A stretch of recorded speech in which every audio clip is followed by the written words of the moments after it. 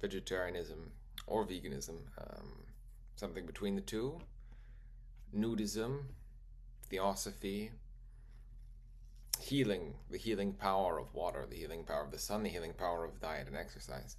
These are some of the ideas at the basis of Monte Verità. Let's take a look.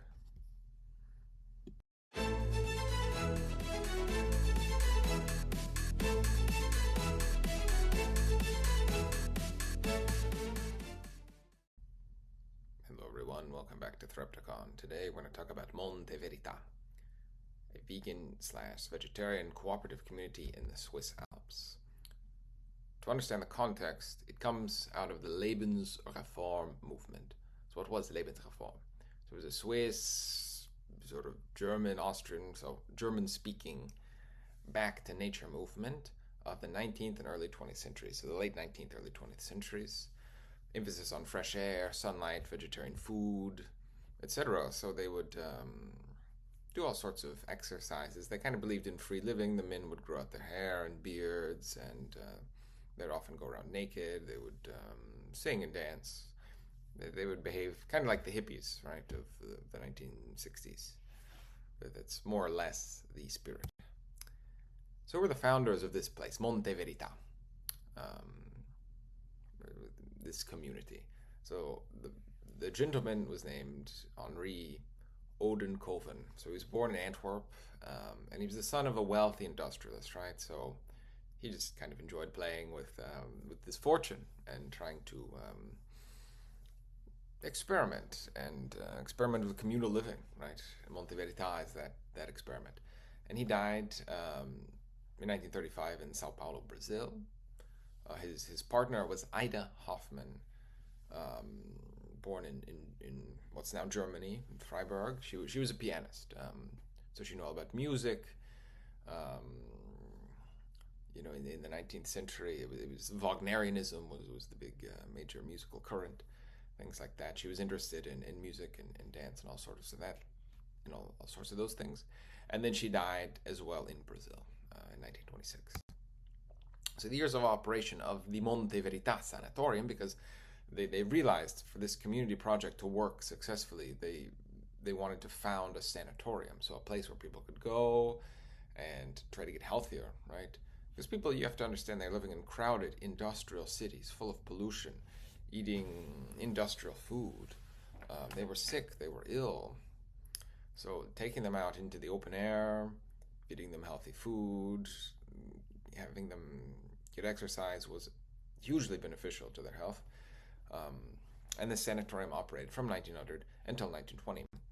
So there are various ideals at the foundation of the Monte Verità sanatorium. Monte Verità because it's called Monte Verità. It's Italian for Mount Truth, because it's in the Italian speaking section of Switzerland, Val Ticino. So the ideals of Monte Verità were health achieved through natural means, right? Sunbathing, pure water. Some sources talk about veganism. Of course, that term didn't exist yet in 1900 and 1920. But so eating no animal products or eating just dairy and eggs, so vegetarianism. Also fruitarianism. Some people at Monte Verità are being described as eating only fruit. Ideas such as theosophy, so that's going to be a huge intellectual current. Tolstoyism, the influence of Tolstoy is going to be massive. In fact, when Tolstoy dies, the local newspaper in Ascona is going to say that the people of Monte Verità are sort of in mourning because he was their great vegetarian ally. Nudism, as I've said, a lot of people are interested in this. I don't know, I just think it's fun. This idea that clothes are a restriction, we need to get rid of them. Pacifism, definitely people not interested in engaging in the war machine. Art and dance is going to be hugely important. Free expression. So the idea really is freedom, health and freedom.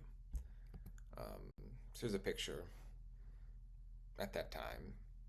So it was on this hill. It was on this hill overlooking the Lago Maggiore and sort of the Swiss Alps. Very beautiful area.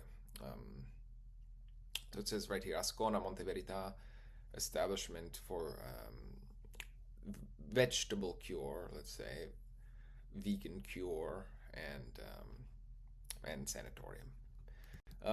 So the figures attracted by Monte Verità are all sorts of intellectuals. There's a long list on the website, mainly German-speaking intellectuals, but someone like D.H. Lawrence appears on there, sort of European, pan-European travelers. The great novelist Hermann Hesse, not that he stayed there a long time, but the people associated with Monte Verità. Even Carl Jung, right? The great psychologist. Rudolf Laban, who was a choreographer, right? A ballet, a dance choreographer. And then an anarchist writer named Erich Mühsam. And then a long list of other people associated here. There's another picture. It's just a postcard showing the sanatorium, people there. Looks very nice. Here's how it appears today. Various buildings. They've built more sort of hotel structures. Today it's sort of an event space, hotel, restaurant, all sorts of tourist attraction.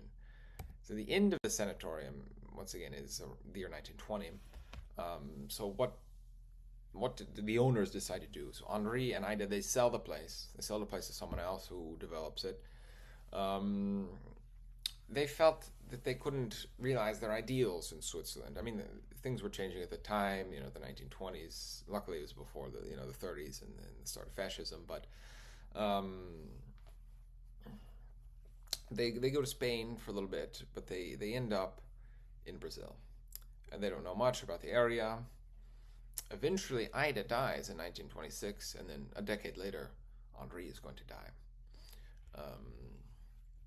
So I don't think they ever really achieved their ideals in Brazil, though they were looking to do so. And if you're interested, there is a film. There's a German language film from, I believe, 2021, titled Monte Verità. So if you're interested, you can look into that. It's an interesting movie. All right. With that, thank you for watching, and I'll see you again next time.